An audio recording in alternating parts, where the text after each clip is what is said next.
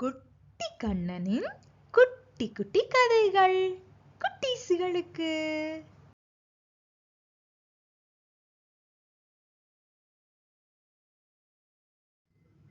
ध्रुवाय नमः ध्रुवाय नमः ध्रुवाय नमः.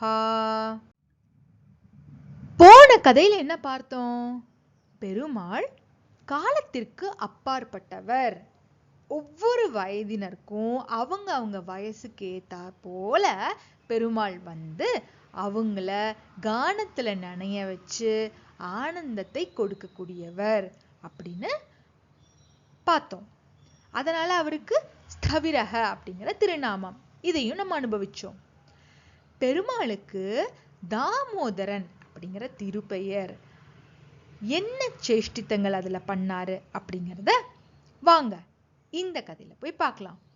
அதுக்கு நம்ம எல்லாரும் எங்க போறோம்? திருக்கண்ணங்குடி அப்படிங்கிற திவ்ய தேசத்துக்கு போறோம்.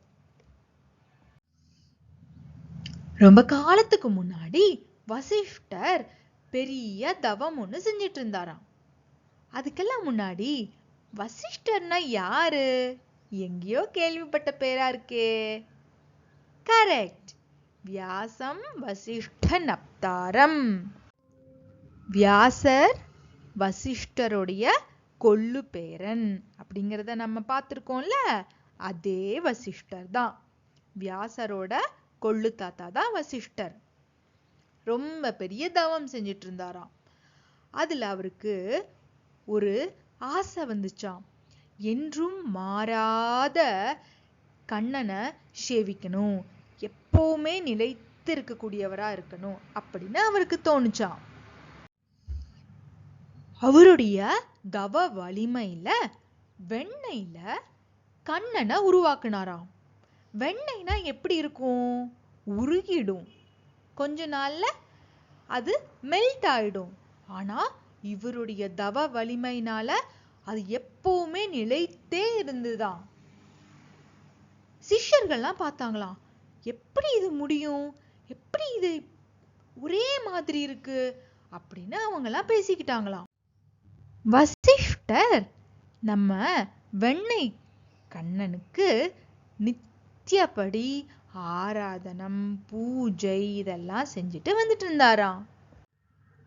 ஒரு நாள் ஒரு சின்ன பையன் அங்க ஓடி வந்தாப்லையா.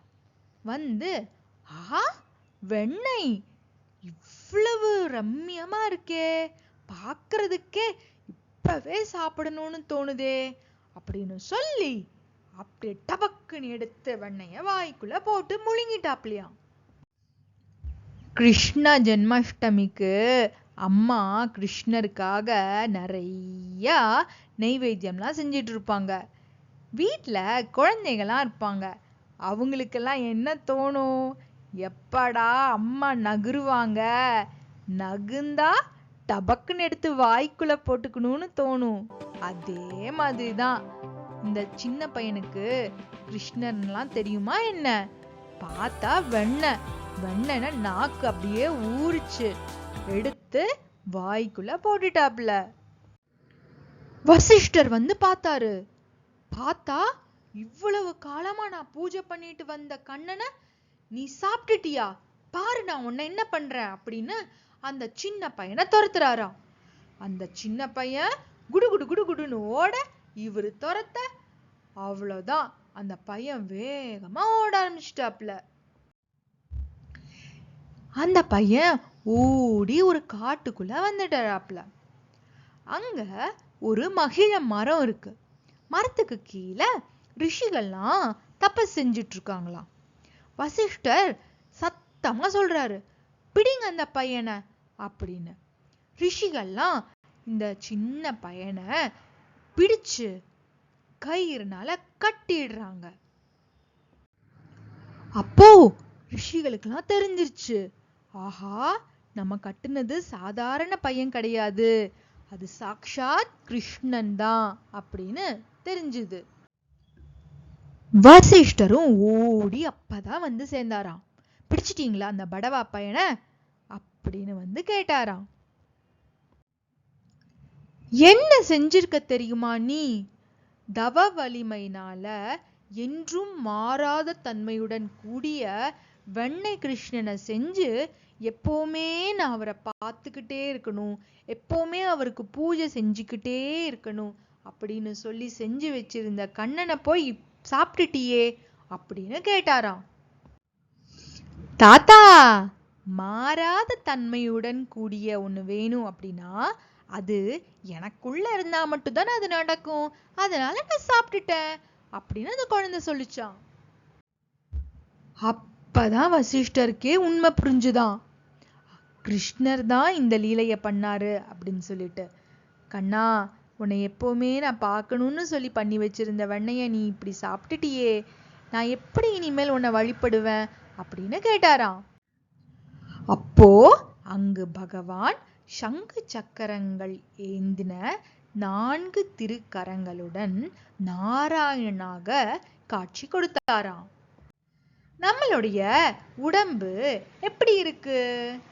சின்ன குழந்தையா இருந்தோம், தவழ்ந்தோம், ஓடணும், விளையாடணும், வளர்ந்தோம், அதுக்கப்புறம் பெருசாயிட்டோம், மாறிக்கிட்டே இருக்கு. ஆனா உள்ளுக்குள்ள ஆத்மா இருக்கு. அந்த ஆத்மா எப்படி இருக்கும்? என்றும் மாறாத தன்மையோட இருக்கும்.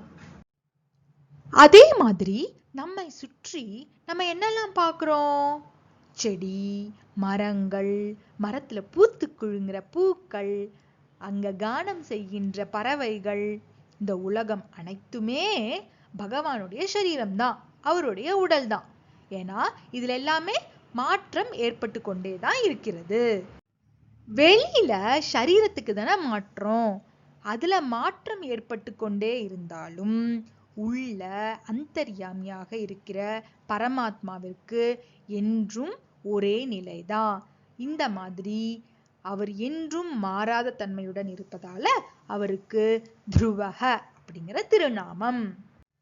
இத பராசரர் எப்படி எடுக்கிறார்னா, திஷ்டதே அனந்த பரிணாமாதபி அவிகுர்வானதயா ஸ்வரூபாத் அப்ரச்யாவ்யயः துருவக. எவர் ஒருவருடைய சரீரத்தில் மாற்றம் ஏற்பட்டாலும் உள்ளே உள்ள ஸ்வரூபத்திற்கு மாற்றம் இல்லாமல் ஒரே தன்மையுடன் இருக்கிறாரோ அவருக்கு துருவக அப்படின்னு பராசரர் எடுக்கிறாரு. திருக்கண்ணங்குடியில தாம்பு கயிறால கட்டுப்பட்டு, அதாவது அன்பு பக்தி அப்படிங்கிற கயிறால கட்டுப்பட்டு தாமோதரனாக காட்சி கொடுத்தார். இது பகவானுடைய எளிமையை காட்டுகிறது. அதே போல அவருடைய பெருமை என்றும் மாறாத தன்மையை கொண்ட நாராயணனாகவும் காட்சி கொடுத்தாரு. அதனால இங்க பெருமாள் இன்றளவும் தாமோதர நாராயணன் அப்படிங்கிற திருப்பெயருடன் இருக்கிறார். நாமும் இளமையாக இருப்பதற்கு இந்த நாமம் சொல்லலாமா? த்ருவாய நமஹ, த்ருவாய நமஹ, த்ருவாய நமஹ. இளமை அப்படிங்கிறது எப்பேற்பட்ட இளமை நம்மளுக்கெல்லாம் வேணும்? உடல் அளவுலையா, மனதளவுலையா, இல்ல பக்தியில இளமை வேணுமா?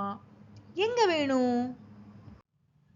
மார்க்கண்டேயருக்கு என்றும் 16 அப்படின்னு வரம் கிடைச்சது.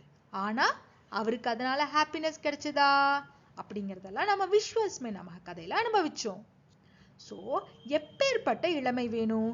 இது வெளியிலிருந்து வர இளமையா, இல்ல உள்ளுக்குள்ள அந்த இளமை எப்பவுமே இருக்கா, அதை நம்ம புரிஞ்சுக்கணுமா அப்படிங்கறதெல்லாம் அடுத்த கதையில நம்ம அனுபவிக்கலாம்.